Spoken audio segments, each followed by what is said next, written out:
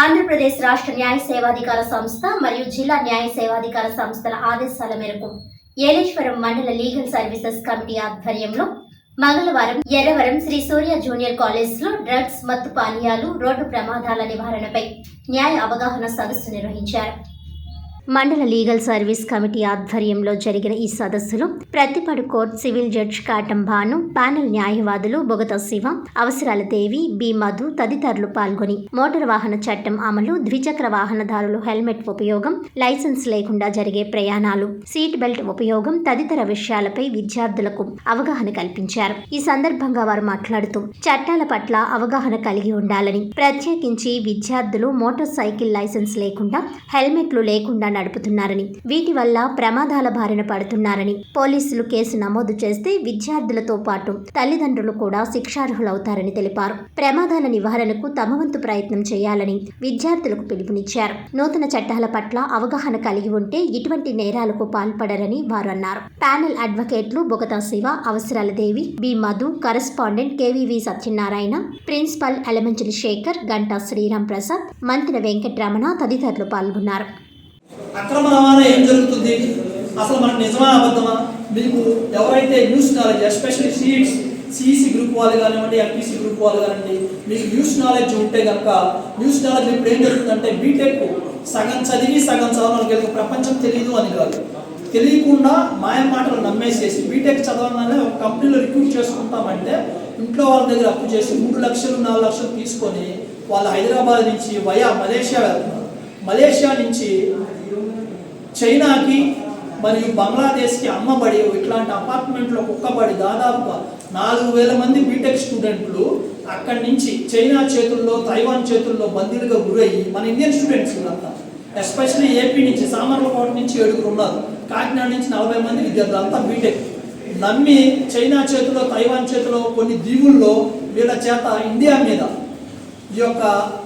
మీద ఎవరైతే smart phone వాడుతున్నారో వాళ్ళ నెంబర్లని అన్అఫీషియల్గా డేటా తీసుకొని ఒక మనీ లోన్ మ్యాప్ మనీస్ ఇవ్వడము, ఆ మనీస్ ఇచ్చి తద్వారా సైబర్ క్రైమ్స్ పాల్పడి మన విద్యార్థుల చేత, మన తెలుగు వచ్చిన వాళ్ళతో ఏపీని టార్గెట్ చేయడం, తెలుగు వచ్చిన వాళ్ళ చేత తెలంగాణ ప్రజలను టార్గెట్ చేయడం, ఇంగ్లీష్ మాట్లాడే వాళ్ళ చేత బెంగాలీ వాళ్ళని రిక్రూట్ చేసుకొని బెంగాల్తో మాట్లాడించి ఇలా దాదాపుగా 4,000 మంది ఇండియాలో ఉన్నటువంటి విద్యార్థుల్ని ఒక జాబ్ ఇప్పిస్తామని చెప్పి అక్రమ రవాణా తైవాన్కి, మలేషియాకి చేసి అక్కడ అపార్ట్మెంట్లో కుక్కి ఈ యొక్క మనీస్ని ఫోన్ లైన్లో యాప్ ద్వారా ఇస్తామని చెప్పి ఇలా ఇబ్బంది పెడుతుంది. ఎవరైతే అవసరాల కోసం అప్పు తీసుకున్నారో వాళ్ళందరూ కూడా ఇబ్బంది. దీని అన్నిటికీ కారణం ఏంటంటే ఉద్యోగం అంటే నమ్మి, మాయ మాటలు నమ్మి ఇతర దేశాలకు వెళ్తున్నటువంటి విద్యార్థులదే తప్పు. అక్కడి నుంచి వచ్చే సమస్యలు అన్నీ కావు. ఇలా మానవ అక్రమ రవాణా దేని గురించి జరుగుతుంది, అమ్మాయిల్ని తీసుకువెళ్ళడం. మీరు చాలా మూవీస్లో చూసే ఉంటారు. ప్రాంతాల్లో మిస్సింగ్ కేసులు ఏమన్నా నమోదవుతున్నాయా? మిస్సింగ్ కేసులు అంటే తప్పిపోతున్నటువంటి వారు కానీ,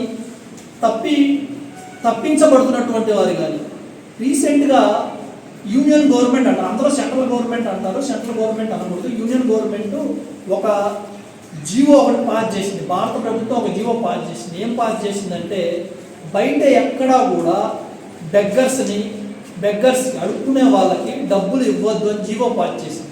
ఎవరైతే వాళ్ళకి భిక్ష వేస్తారో వాళ్ళకి ఫైన్ వేయమని చెప్పి సర్క్యులర్ పాస్ చేసింది. అది కొత్త న్యాయ చట్టంలో కూడా రీసెంట్గా తీసుకొచ్చారు. ఎస్పెషల్లీ బాంబే కానివ్వండి, విశాఖపట్నం కానివ్వండి, మన రాజమండ్రి, కాకినాడ, ఏలేశ్వరం సర్కిల్ దగ్గర ఈ చిన్న పిల్లలని తీసుకొని అడుక్కోవడం జరుగుతుంది. ఈ పిల్లలకి ఆమెకి సంబంధం ఉండదు. మీరు గమనించినట్టయితే మానవ అక్రమాన్ని ఆమె ఏజ్ చూస్తేనేమో 50 ఉంటుంది, బాబు చూస్తేనేమో 12 సంవత్సరాలు, 12 నెలలు, కరెక్ట్గా 16 నెలలు, 1 సంవత్సరంలో బాబు పాప ఉంటారు. వాళ్ళు చెప్తారు. ఏం జరుగుతుందంటే ఇండియన్ గవర్నమెంట్ వాళ్ళు తెచ్చిన క్రైమ్ బ్యూరో ఆఫ్ ఇండియా నుంచి వచ్చినటువంటి నివేదిక ప్రకారము ప్రతి చోట పిల్లలు అద్దెకి ఇవ్వబడుతున్నారు. పిల్లలు ఇక్కడి నుంచి ఎక్కడికో తీసుకువెళ్ళి అక్కడ అమ్మివేయడం జరుగుతుంది. రీసెంట్గా పత్తిపాడు కోర్టులో కూడా బాంబేలో ఇక్కడి నుంచి ఈ ప్రాంతం నుంచి గొల్లపూడ ప్రాంతం నుంచి పని చేసుకోవడానికి బాంబేలో వెళ్ళిపోయి బాంబేలో పార్కు తీసుకొచ్చినటువంటి పార్కుకి వెళ్ళిన ఒక తల్లి కూతురు పార్కుకి వెళ్తే ఆ కూతుర్ని కిడ్నాప్ చేసి ఇక్కడికి తీసుకొచ్చి వైజాగ్లో ఇద్దరు ముగ్గురికి అమ్మేయడం జరిగింది. మీకు ఇలాంటి అన్ని విషయాలు కూడా ఒక 10 నిమిషాల్లో నేను ముగిస్తాను. ఇటువంటి పేరెంట్స్ మనకు అన్ని అవసరాలు, చెప్పుల దగ్గర నుంచి హెయిర్ ఆయిల్ వరకు అన్ని అవసరాలు ఏర్పాటు చేసినటువంటి మన ఇంట్లో పేరెంట్స్ని గౌరవించాలి. ఎంతమంది మీ ఇంట్లో పేరెంట్స్ని అమ్మ నాన్నే గౌరవిస్తారో మీ అందరికీ తెలుసు. మనకు కోపం వస్తే వాళ్ళు బాధపడతారు. మనకి ఎటువంటి ఇబ్బంది లేకుండా వాళ్ళు అన్ని సౌకర్యాలు కలిగిస్తే మనం వాళ్ళ పట్ల ఏం చేస్తున్నాం? అన్నం తినకుండా అలగడం, నాకు మొబైల్ కావాలని అనడం, నాకు ఇది కావాలి అది కావాలి, పక్కన వాళ్ళతో పోటీ పడుతున్నాం. ఇప్పుడు డబ్బులున్న వ్యక్తికి డబ్బులు లేని వ్యక్తికి టోటల్ డిఫరెంట్. మీరు అతనికి అది ఉంది నాకు కావాలని చెప్పి అమ్మ మీద నాన్న మీద మీరు మారం చేస్తే, కోపపడితే వాళ్ళు తెచ్చివ్వగలరా లేదనే పరిస్థితిని మీరు గమనించాలి. ఇంట్లో ఏం జరుగుతుందో మీకు తెలీదా? తెలుసు కదా, ఇంట్లో పరిస్థితి మీకు తెలుసు కదా. మనకున్న వనరులు ఏంటి, నాన్న ఎంత తీసుకురాగలడు, అమ్మ ఎంత తీసుకురాగలదు, దాన్ని బట్టి మనం నడుచుకుంటున్నామా లేదా. మన కోరికలు నిజంగా మీరు పక్క వ్యక్తితో, పక్క విద్యార్థితో పోటీ పడాలంటే చదువులో పోటీ పడండి, సబ్జెక్టులో పోటీ పడండి, ఎక్కువ మార్కులు సాధించండి. This is the for what I want to convey to you is the pattern into your life. మీ జీవితం పట్ల మీకు ఏం శ్రద్ధ ఉంది. అట్లాగే విద్యార్థులకు నేను చెప్తున్నాను, మాయ మాటలకి మోసపోవద్దు. మీరు చూసేదంతా నిజం కాదు, మీరు వినేదంతా నిజం కాదు. ఎస్పెషలీ ప్రేమ వ్యవహారాలు కానీ అబద్ధపు మాటలు కానీ ఇవంతా కూడా అబద్ధం. మీరు అది నమ్మారా మీ జీవితం, ఎస్పెషలీ లేడీస్కి చెప్తున్నాను, మీరు అది నమ్మారా మీ కుటుంబం అపఖ్యాతి పాలవుతుంది, అనేక విధమైన ఇబ్బందులు పడాల్సి ఉంటుంది. మీకు పోలీస్ వ్యవస్థ కనిపించాలి. ఏదైనా తప్పు జరిగితే పోలీస్ వ్యవస్థ కనిపించాలి, ఏదైనా తప్పు జరిగితే కోర్టు ఉందని కనిపించాలి. ఇంతవరకు ఒకటి క్రమశిక్షణ అలవరుచుకోండి. మీరు ఇచ్చిన సిలబస్ని రేపు ఎప్పుడో సిలబస్లో ఉంది కదా అని చెప్పి ఎదురు చూడద్దు, దాన్ని ఇప్పుడే మీరు చదువుకోవాలి. సమయాన్ని ఒక్క క్షణం, ఇందాక చెప్పాను 60 సంవత్సరాలు అయితే 30 సంవత్సరాలు నిద్రకపోతుంది, మిగతా 30 సంవత్సరాలు 16 సంవత్సరాలు మీరు చదివేది. 10th plus inter plus 4 years, ఈ 16 సంవత్సరాలు మీరు చదువుకుంటే రిమైనింగ్ లైఫ్ మీరు ముసలాలైనంత వరకు కూడా హ్యాపీగా ఉంటుంది.